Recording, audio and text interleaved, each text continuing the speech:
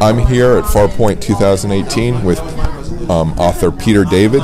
Thank you for speaking with me. Happy to do it. I'd like to start by asking about your most recent work. Can you tell me about it? My most recent work? Well, my most recent work is the third book in the Hidden Earth trilogy that I have just finished. And we're going to be publishing it in time for shore leave, so I'm very excited about that.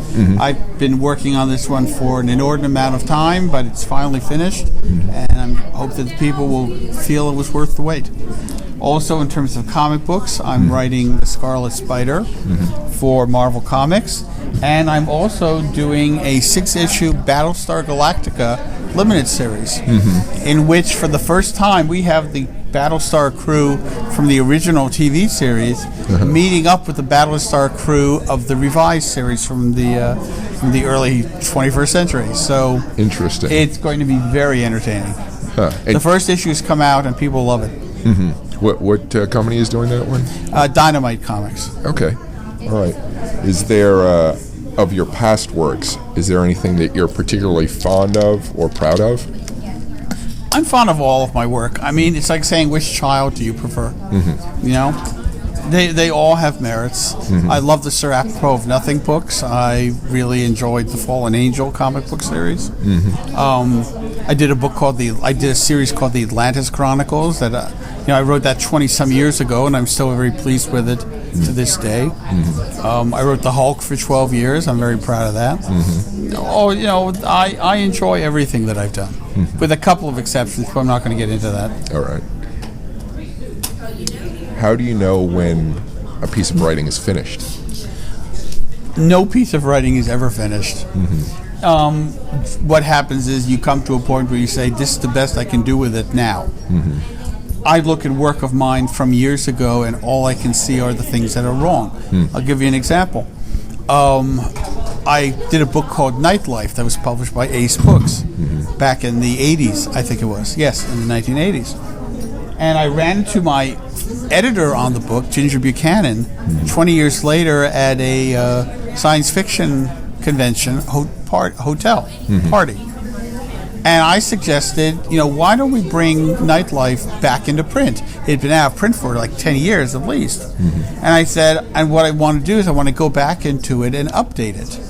And what I figured I was going to do was just change some things that had become outdated because of technology. I wouldn't have them sitting at typewriters, I'd have them sitting at computers, that kind of thing. But when I actually read the book for the first time in 15 years or so, I was appalled by it. All I could see in it were the things that I had not done correctly. I had written it to the best of my abilities at the time, but I found things that were wrong with the story, things that I should have done, but I did not because I didn't have the ability or I didn't have the patience. So instead of just simply changing things like typewriters into computers, I did massive rewrites on the book. When the book first saw print, it was 60,000 words. When I finished with the rewrite, it was 80,000 words. It was actually long enough that it could have qualified as a new book in the Hugo Awards. And that, I'm sure that if I sat down and did that with other books that I'd written at the time, I'd want to start doing rewrites on those too. Does that mean you don't want to read them then? Yeah, I try not to. What inspires you? People are always asking me, what inspires you? What gives you your inspiration? And I always say the same thing. If I'm not feeling inspired, I take a stack of bills and put them on my desk, and then suddenly inspiration hits. All right. You have to understand something. People come up to me all the time and say, I want to become a writer. Where do I get my ideas? And they fundamentally don't understand. You become a writer because your brain is wired in such a way that you have to become a writer. Not becoming a writer isn't an option. You'll go out of your mind. Or you'll just get high on drugs or alcohol to still the voices that are banging around in your head. To become a writer means that ideas come to you with such ferociousness and clarity that you are compelled to write them down and have them published with your name ideally as large on the cover as you possibly can. You must write. Well, it sounds like you don't necessarily need fame or success to keep writing. You're just stuck with it. That desire. Pretty much. I mean, fame and success is fine because it pays the bills. I mean, I have to pay the bills same as anybody else. But the fact that I'm a full-time writer and have been for 30 years, it's somewhat unusual in our business. A lot of people have other jobs during the day. Do you need something special in your workspace to be productive? In my physical workspace? I need a computer. Other than that, no. No, nothing. No, I music have a variety of stuff that's sitting on my desk, but no, there's nothing I need in particular aside from a computer and a comfortable chair. Is there an element of writing you enjoy working on most, and why? Actually, it's fan interaction. I mean, writing is an incredibly lonely profession. You really don't have any other office workers. You have your computer and yourself, and that's it. And you're putting the ideas in your head onto the computer screen. But it's you and the computer, and there's no human communication.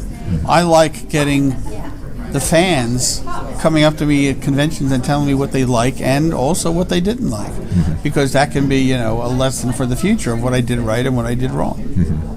Do you use social media much then? I'm on Twitter, I'm on Facebook, and I have my own website. I do not bother with any of the other stuff. I don't want to. I don't do Instagram. I don't do pretty much anything else you can name. On my website, I'm on Twitter, I'm on Facebook. That's it. How did you start writing? I was a kid. I came up with stories when I was a kid. The ideas just came to me, and I sat there and typed as best as I could. One letter at a time, hunt and peck. I didn't learn how to actually type until I was in high school. But yeah, I mean, part of it is that my father was a reporter, and I figured that I was going to become a newspaperman. Eventually, I realized that was not going to be for me, and I became a fiction writer. Of course, according to Donald Trump, all reporters are fiction writers. Right. So, theoretically, I could have done both. You're writing the news in a different way. That's exactly right.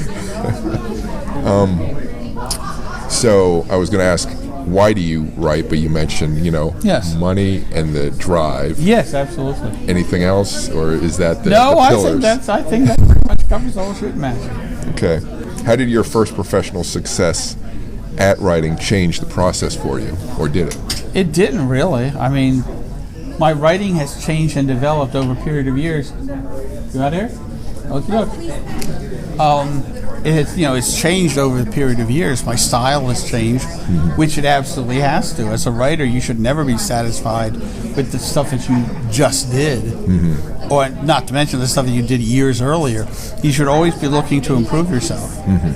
I think it was Da Vinci who said, and I could be completely wrong about this, I think Da Vinci was the one who said, art is never finished, it's only abandoned. And if he didn't say it, well, he should have. So would you say that as you, do you try to teach yourself new tool or new things about writing, or how do you, what creates the change? Reading other people's work. If you're a writer, you should really, the first thing a writer should be doing is reading, seeing what other people do. For instance, I had never been really much of believing that writing stuff in the present tense was worthwhile. And then I saw Stephen King doing it, using present tense to alternate with writing it in standard past tense to create a specific effect. And I said, wow, this actually really works. So I started doing that as well. So if a work doesn't do as well, say financially, as you thought it might, do you worry about the writing, or what do you attribute that to? Whether the book was able to get out to its audience. to let people know that it was out there. I mean, I have never, to my knowledge, put out a book that got universally no acclaim. I mean, I generally get very positive reviews on Amazon, but I'm not a top 10 bestseller. But I don't have the capability to turn myself into a bestseller because I don't have the publicity mechanism. Right. So what role does the writer have in society? Showing society things that it can become. Trying to point it in particular directions that will help to improve it. Do you think science fiction is a better medium than others maybe to do that? I think it might be, because the great thing about science fiction is that you can use it to comment on other things that are happening in the world. But you put it into a science fiction setting so that you are able to say things that readers would not really think about or realize if you were writing something that was in present day and was very specific as to what it was talking about. I mean, that was one of the things that Star Trek did so well. Comment on modern society. That's why I so enjoyed the Orville, because basically Seth MacFarlane is doing the exact same thing. They had one episode where an entire planet had a justice system that was dependent entirely upon the internet. The public would decide whether someone should live or die, or whether they were guilty or not guilty. And it basically created a real-world system of justice that was an incredible commentary on today's internet, because people can have their lives ruined by someone making unjust accusations. I mean, we've seen it happen. Yeah. So you're a fan of the Orville then? Oh yeah, great series. Yeah, cool. I've just seen the first episode and I need to... Oh, it gets so much better. Yeah. I mean, there's a lot of good stuff there in the first episode. There's also a lot of dick jokes and pointless stuff. Yeah. And as the series progressed, MacFarlane really began to realize what the show was actually about. Yeah. And the writing on it improved exponentially. It's a lot of fun. I think a lot of shows go that way that end up good. They find their way and then hit it. What works in your field inspire you in the field of writing? The works of Harlan Ellison, Neil Gaiman, Stan Lee, if we're talking about all the fields that I write in. The work of writers who are better than I am. And there are tons of them. I read what they do and I learn from it, and I see how I can use it to reflect upon my own work. I don't mean that I go and steal their ideas, obviously not, but you have to learn from what other people are doing so they can guide your work in a useful direction. Do you feel like you learn more still from the old masters, or do you feel like the newer current generation? Both. I mean, the old masters give you basics in style and story, but the new people are trying new and different things that you can also learn. So, is there anything in science that inspires you? Not particularly, but I don't write a lot of science fiction. I tend to write more fantasy. Oh, okay. I do write Star Trek novels, and there are aspects of science involved in the Star Trek novels. But I can't think of any time where I used science as a specific basis for a particular story. I can't think of a time when I came up with some interesting scientific fact and I went, wow, I can totally build a whole story around that. I try to have my science be consistent. Sometimes I do that with the real world. I put in real world science and then other places don't reflect it. For example, I wrote a Deep Space Nine novel. And the show had not come onto the air yet. I'd read the outline, I read the Bible, and I read the first few scripts. And I thought Odo was a fascinating character. And what at one point I did was I had Odo changed into a mouse. Because he was a shapeshifter and he could take any shape. But I allowed for the preservation of mass. So I had Odo pursue somebody as a mouse, and he grabs the person's pants leg with his teeth, and the guy falls right to the floor. Because I figure Odo's around 190 pounds. And if an 190-pound mouse grabs your pants leg, you're going to go down. Yeah. But they then did an episode where Odo was disguised as a glass, and someone picked him up. You shouldn't be able to pick him up. You should still have the mass of a 190-pound human being. Yeah. And so they pretty much ignored science on that episode of Deep Space Nine. Yeah. Oh, well. But I try to stick to it whenever possible when it's relevant for the story. Mm-hmm. So apart from what you've mentioned already, what movies, books, music, or other creative media in sci-fi or fantasy have inspired you? Especially anything maybe people aren't aware of as much. I don't know. I mean, I enjoy movies. Mm-hmm. I enjoy TV shows. I can't say that any of them inspire me in particular. I mean, sometimes I think about things that they don't do. I'll give you an example. Do you remember Superman 4, The Quest for Peace? Yeah. There was a scene in Superman 4 where he's standing in front of the United Nations and he says, I have decided to get rid of all the nuclear weapons in the world. Right. And an entire movie went through my head in about a second because I thought the UN's going to say, excuse us, you're going to do what? And Superman's going to say, I'm going to get rid of all the nuclear weapons in the world. And they're going to say, who the hell do you think you are? You can't do that. Those are our weapons. And he'll go, yes, but I'm Superman and I've decided that I'm going to do this. And they're going to say, you touch one weapon of ours and you're going to be an international outlaw. And Superman will say, well, I'm sorry, but I've really thought about this and I have to do it. And now it's Superman versus the world. And of course the world's going to say, we need to find someone to stop him. Who are they going to get? Obviously, Lex Luthor. You know? So now you're going to have one hell of a movie. And all of that went through my head in a second. And in the next second, everyone in the United Nations went, yay! And I'm going, oh, crap. Oh, f*** me, Dad. You know, if I ever wrote a Superman story, that's what I would do. I would do The Quest for Peace and do it correctly. You know, I mean, you know, the fans would love that. I would actually use the actual dialogue where he says that, and then they have to going, you're going to what? Excuse us? Are you out of your freaking mind? That would be a lot of fun to write.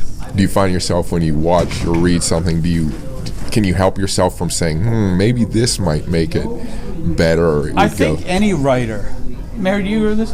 And that any writer, when you're watching a TV show or a movie, you're writing it along with your head, trying to figure out what the script writer is going to do. I mean, always. I mean, I had this conversation with Dale Keown. He was my artist on The Incredible Hulk. We were on a tour promoting The Incredible Hulk. And we were in Las Vegas, and I was talking about storytelling with him. And we had on a movie called Tango and Cash. Right, Sylvester Stallone and Kurt Russell. And I told him that a writer can generally figure out any story as he's watching it. Because we all know all the tropes. And he said, oh yeah? And we were watching Tango and Cash. We were half an hour into it. He said, okay, what's going to happen in Tango and Cash? Now, I had not seen the film. I had not read any reviews. And I looked and I said, okay, it started half an hour ago. The runtime is about 95 minutes. Okay, you know, and I said, okay. About 15, 20 minutes before the end of the film, the bad guy is going to kidnap Terry Hatcher's character. She was the sister of either the Tango or Cash. He's going to kidnap her and tell Tango and Cash he has her and challenge them to come get her. And the last 15 minutes will be this big fight in the bad guy's home. And that is exactly what happened, you know, word for word. Now, is it possible to fool a writer? Yes. The most recent Star Wars film. When Luke Skywalker showed up out of nowhere to take on Kylo Ren, I did not realize that it was a Force projection. I did not realize it. Even though they put the clues in there. Do you remember that whenever people are walking around, they're leaving red footprints? Luke left no footprints. That was the clue. And the fact that he showed up in that cave that they sealed off. Yeah. Well, my attitude was that he found another entrance because he's a freaking Jedi. Yeah. You know, if he had shown up at the back of the entrance, it was all the caves, all the rocks, he would have made the rocks move the way that Ray did. So So I was willing to give that he found a way in, but it didn't occur to me that he was a force projection. Why? Because I had no freaking idea because the Jedi's could force project themselves thousands of freaking light years. Yeah. It's like going, that's new. A little bit. That's very interesting. And then he handed Leia a little the dice from the from the Millennium Falcon, which then disappeared. It's like, really? All right. Yeah. So it's still possible to fool us, because you have to understand. I went to see The Sixth Sense with my now ex-wife. We were 2 minutes into the movie. Oh no! And I said, "I bet he's dead." That's why he got divorced. Yeah, pretty much. I just said, "I bet he's dead." I then watched the movie, keeping in mind that he was probably dead, and I was verified throughout the entire film. When she's sitting there at the restaurant with only a serving of one in front of her, and he comes and sits down, I'm going, of course she has a serving for one. He's freaking dead. Were you angry at the gullibility of the audience? No, I wasn't angry at them. You don't expect the audience to figure things out. You hope they don't. You hope they don't. So, was there a superpower or advanced technology device that you wanted when you were young? And what was it? What makes you think I don't want it now? Okay. I wish I had the ability to teleport. Yeah. That would be fantastic. I hate traveling. I hate the time it takes to get from point A to point B. I wish, like Nightcrawler, I could just bamf myself and all my companions to Disney World at the drop of a hat. Hey, Caroline, want to go to Disney World today? Sure. Bamf! There we are. Smell of sulfur, right? And exactly. And then there you are. So, what is is there a novel or comic book that you'd love to create and haven't done so yet? No, I've pretty much created everything that I wanted to do. It doesn't mean that I stopped creating stuff. Right. It just means that I'm pretty good at keeping up with this stuff. So that's all the questions I have. Any final thoughts or? No, I'm good. All right. Thank you. You're welcome. Please visit chrisalvarez.com for more cool stuff. You can also find my website and social media information in the podcast show notes. Thanks for listening, and keep imagining the future.